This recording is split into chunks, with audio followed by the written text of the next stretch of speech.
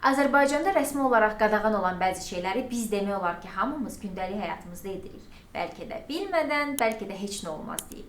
Əminəm bu videodakı ən azı 3 şeyi sən də etmisən, amma bəlkə də xəbərin olmayıb. Gəl birlikdə yoxlayaq. 1. İctimai yerdə siqaret çəkmək.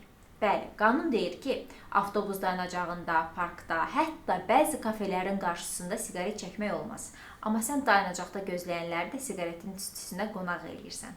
Xəbərin olsun ki, bu qanun pozuntusudur və cəriməsi var. Bəlkə də o cəriməni bir dəfə ödəyən tanışın da var. 2.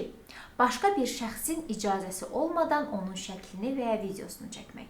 Əgər gizli-gizli başqalarını çəkib paylaşmısansa, sənə pis xəbərim var. Azərbaycanda şəxsi həyat toxunulmazdır. İcazəsiz şəkil, video çəkib yaymaq qadağandır. Əgər o insan şikayət etsə, səni rəsmi olaraq məsuliyyətə cəlb edə bilərlər. 3. Avtomobili piyada səkisində saxlamaq. Bir də görürsən, səkidə uşaq arabası sürən ana gedə bilmir. Çünki orada bir maşın saxlayıb. Bəlkə də ürəyində deyirsən ki, 5 dəqiqəyə qayıdacam da, amma qanun belə şeylərə dəqiqəlik baxmır. Bu həm cərimədir, həm də hörmətsizlik. 4.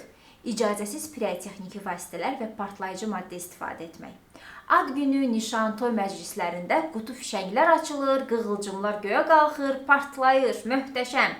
Amma bilirsənmi, əgər rəsmi icazə yoxdursa, bu da qadağandır. Çünki həm təhlükəlidir, həm də sən çevrəni narahat edirsən. Əgər polis çağırılsa, toyun əhvalı biraz dəyişə bilər. 5. Küçədə icazəsiz mitinq və ya səsli çağırışlar etmək. Dostlarla bir yerə yığılıb sosial mövzularda video çəkirsən, etiraz edirsən və bunun küçənin ortasında edirsənsə, bu da qanunla tənzimlənir. Mitinq, çağırış, kütləvi toplaşma, bunlar üçün əvvəlcədən icazə alınmalıdır. Yoxsa nəticə xoş olmaya bilər. 6. Maşında yüksək səslə mahnıya qulaq asmaq. Bəzi sürücülər sükan arxasında DJ-lik etməklə məşğuldular. Amma maşında yüksək səslə mahnıya qulaq asmaq təkcə qulağa yox, cibə də zərərdir. Qaydalara görə bu cərimə almaqla nəticələnə bilər.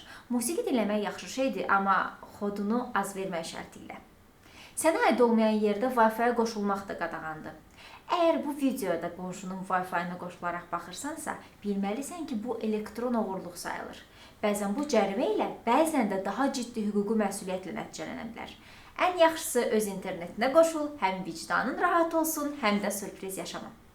Görürsən, biz bəzən bilmədən, bəzən də bilərəkdən qanunları pozuruq. Amma bilməmək bizi məsuliyyətdən azad etmir. İndi bütün səmimiyyətinlə etiraf et. Bunlardan hansını etmisən? Rəyini gözləyəcəm. Bu arada yadıma düşmüşkən, kanala hələ də abunə olmamısansa, ol, bəyən və bunu paylaşaraq dostlarının qanun pozuntusu etməsinin qarşısını al. Hələlik!